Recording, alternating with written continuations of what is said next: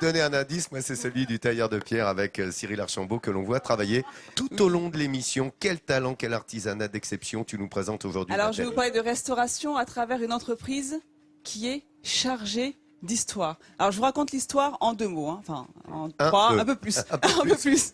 En 1921, un certain Georges Lanfry, qui est archéologue et entrepreneur, va racheter l'entreprise de bâtiments et travaux publics. Et il va en faire l'une des entreprises françaises les plus importantes en matière de restauration des monuments historiques. Ils sont installés à Déville-les-Rouen, qui est juste à côté de Rouen. Et cette entreprise a sauvé plusieurs monuments historiques rouennais qui ont été abîmés pendant la Seconde Guerre mondiale. Et bien, c'est cette success story que j'ai envie de vous présenter ce matin. Quel est le point commun entre les lignes gothiques du Palais de Justice, de l'église Saint-Maclou ou encore de la cathédrale de Rouen? Elles ont le même protecteur. Georges Lanfry et son entreprise de restauration du patrimoine historique.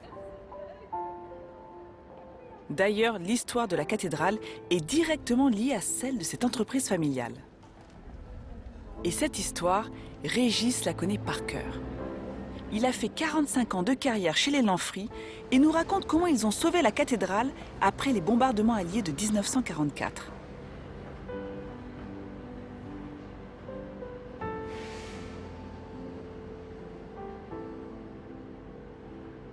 Sur le repli des Allemands, au moment des bombardements, la cathédrale a beaucoup souffert et la cathédrale menaçait, la flèche menaçait de tomber. Et Georges Lanfry, patron de l'entreprise à cette époque-là, est intervenu avec toutes ses équipes de tailleurs de pierre, de charpentiers, et a consolidé toutes les parties qui étaient nécessaires pour éviter que la cathédrale s'effondre, enfin que la flèche s'effondre. Et cette grande histoire, elle a perduré jusqu'à encore aujourd'hui. Car cette entreprise continue de soigner sa cathédrale.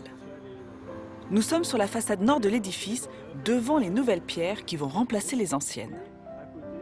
Régis a gravi un à un les échelons de l'entreprise jusqu'à devenir conducteur de travaux. Et malgré les années, il continue d'être envoûté par le charme de la pierre. On trouve toujours un petit détail différent d'un élément à un autre. Voyez, donc la restauration monument historique, c'est sa beauté. C'est que même si tous les éléments se ressemblent, ils sont complètement différents quand on les détaille de plus près. Vous voyez, c'est ça la beauté je dirais la beauté de notre métier, parce que c'est un métier sur lequel on ne se lasse pas. À l'étage en dessous, on parle aussi amour de la pierre. Au son des ciseaux, les sculpteurs fignolent les derniers détails avant la pose de la pierre. L'épreuve est délicate, car les sculpteurs ne doivent surtout pas laisser trace de leur passage. C'est vrai que ça ne disparaît pas. On se dit que quand on va nous disparaître, par contre, ça reste vraiment une chance, oui, parce que voilà, les anciens sont passés ici, ils ont fait un travail extraordinaire. Nous, on essaye de le restituer comme on peut. La sculpture s'apparente parfois à une bataille contre la pierre, car l'objet va même jusqu'à obnubiler l'artiste. Des fois, la nuit, quand il y a un petit réveil, on se dit tiens, mince, j'aurais peut-être dû faire comme ça aurait été mieux, parce que la pierre est posée comme ci, on va regarder la sculpture comme ça. Mais pour en arriver à cette perfection, la pierre doit passer plusieurs épreuves. Direction l'atelier de taille de l'entreprise, où la roche arrive dans son état brut depuis la carrière de la commune de Vernon, située sur les bords de Seine. La pierre de Vernon, c'est la pierre avec laquelle les bâtisseurs de cathédrales ont édifié les monuments rouennais. Chez les Lanfry, on est dans un savoir-faire de tradition. D'abord, il y a la taille mécanique, avec la disqueuse, qui tranche dans la matière.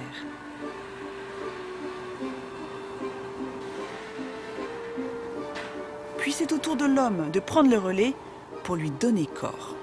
Et pour épouser à la perfection les courbes et les lignes de la pierre à remplacer, le tailleur de pierre du XXIe siècle dispose de moyens modernes. Les marteaux pneumatiques, les cartes 3D et surtout les gabarits qui évitent toute erreur lors de la découpe. On impose le gabarit ainsi, de manière à tracer donc les différents axes aussi, et de permettre ensuite d'enlever la matière avec les différentes méthodes d'épannelage.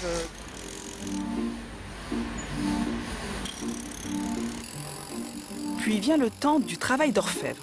Place aux outils ancestraux, à l'authenticité. Et là, c'est toujours la main de l'homme qui donne son art à la pièce. C'est vraiment de la dentelle, du détail et puis du temps à passer dessus parce qu'il faut à peu près 250 heures suivant le tailleur de pierre, suivant la pierre aussi. Voilà, donc il faut pas mal de temps. De son propre aveu, Thomas n'avait jamais travaillé sur un modèle aussi beau.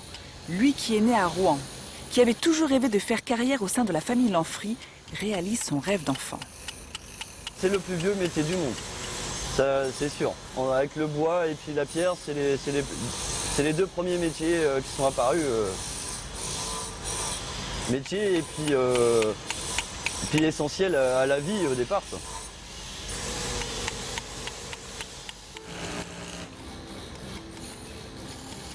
Comme pour ses prédécesseurs, le travail de Thomas s'inscrira dans la pierre pour des millénaires.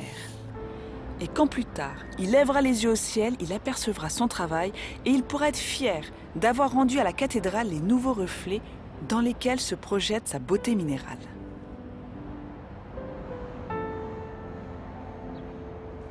Et l'entretien de notre patrimoine, eh bien, c'est un travail permanent. Alors j'avais envie de revenir sur le travail des tailleurs de pierre avec Cyril Archambault, que vous admirez travailler depuis le début de cette émission. 20 ans d'expérience, donc autant vous dire que les monuments historiques n'ont aucun secret pour lui. Et moi, je suis impressionnée par la rapidité de Cyril depuis le début de cette émission. Alors, expliquez-nous sur quelle pièce vous travaillez là en ce moment, Cyril. C'est un élément qui va se loger entre la façade occidentale de la cathédrale et le contrefort sud qui est actuellement en rénovation. Donc vous pourrez l'admirer. Alors j'en profite pour rappeler la différence entre un tailleur de pierre et un sculpteur sur pierre. Le tailleur de pierre travaille sur des éléments architecturaux, géométriques, alors que le sculpteur sur pierre, ça va être plus de l'ornementation, des décors, de végétaux. Par exemple, les chimères vont être faites par un sculpteur sur Nathalie. Pierre. Très important. Ben oui, non mais je viens d'apprendre quelque chose. Très bien expliqué là. Oui, parfait. Ensuite, les amis, je continue. On va parler de cette pierre de Vernon parce que c'est une pierre qui est très particulière. C'est une pierre qui est réputée pour sa dureté, pour sa blancheur et aussi pour son grain. Et surtout, c'est une pierre qui est... Enfin, tous les tailleurs de pierre ne peuvent pas la travailler aussi facilement. Alors, expliquez-nous pourquoi, Cyril, qui est très concentré, j'adore. C'est vrai que c'est une pierre qui a des difficultés, notamment les inclusions de silex qu'on est obligé de contourner. Donc elle a des insertions de silex à l'intérieur, ouais. Voilà, dans le cas présent, il n'y en a pas. Et aussi des parties tendres, quelquefois, qui sont très difficiles à passer, en fait. Parce qu'on ça a veut des dire que parties si on ne fait pas attention, d'un seul coup, ça peut partir. Exactement, on pas peut du faire tout là où un on veut. éclat Avec des irréversible, oui. Et là, regardez, pour finir, vous voyez, donc avec la pointe à tracer, donc il a délimité les zones à travailler, qu'il a surlignées au crayon. Et là, vous le voyez travailler avec sa massette et son ciseau. Et il va ajourer toutes ces pièces. Il y a encore combien d'heures de travail pour finir? Oh, une quarantaine d'heures, je pense. Encore une quarantaine d'heures et vous pourrez un jour l'admirer sur la cathédrale. Voilà. On vous laisse travailler, puis on viendra voir le résultat à la fin de l'émission. On vous laisse ajurer votre pièce. Je suis très très impressionné par regarder ce travail-là. C'est ce qu'on vous montre dans les découvertes de Midi en France. C'est l'artisanat, mais la portée évidemment à l'excellence, puisque regardez, comme le disait Cyril, elle va s'insérer sur cette cathédrale, la pierre qui est taillée devant vos yeux. Et je vous renvoie également, je le disais en début d'émission, un livre, si vous aimez le travail autour des cathédrales, sur ces 2 siècles de construction. C'est Les Piliers de la Terre de Ken Follett, qui est un excellent livre, qu'on peut conseiller. Une série qui a été diffusée sur France 3 également. Exact, qui a été une très belle série réalisée par les Anglais à partir de ce livre.